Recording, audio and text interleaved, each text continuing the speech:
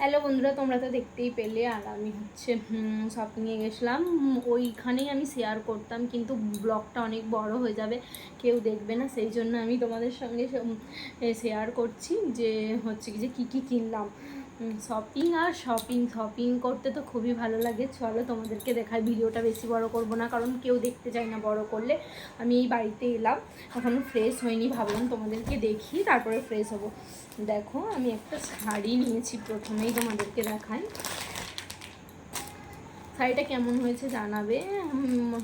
এটা আমার জন্য নয়, মানে আমার মামিকে সাথ দেবো, আমি দেবো না, মানে মা দেবে, সেই জন্য একটা শাড়ি নিয়েছি। দেখো, শাড়িটা তো আমার এত পছন্দ হয়েছে, তোমাদেরকে কি বলবো, তোমাদের কেমন লেগেছে। এর মধ্যে ব্লাউজ পিস আছে, তোমাদের কেমন লেগেছে জানাবে।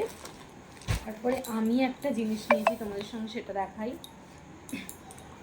আমি একটা চুড়িদার নিয়েছি।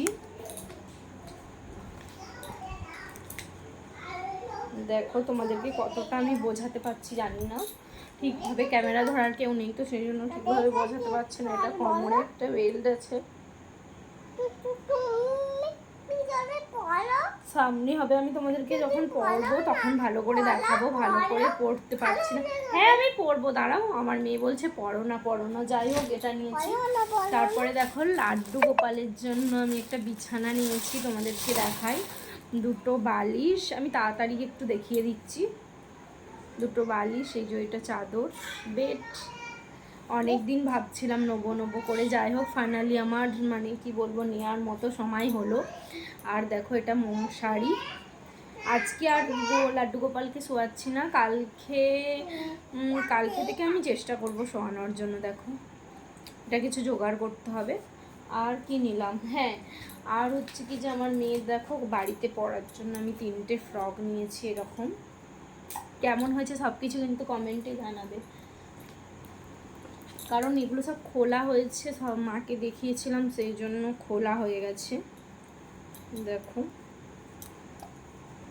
আর ক্যামেরাটা আমি কতটা করতে পারলাম জানি না, আমার কাছে স্ট্যান্ড নেই, এমনি রেখে ক্যামেরাটা করেছি। আর সব জিনিসগুলো কেমন হয়েছে জানাবে। ভিডিওটা যদি ভালো লাগে লাইক করে দেবেন, চ্যানেলটাকে সাবস্ক্রাইব করে দেবেন। বাই, নেক্সট ভিডিওতে আবার আসছি। বাই করে দাও, বাই করে দাও, বাই করো, আমার বাই করো, বলো গুড নাইট, সবাই ভালো থাকো, চলো।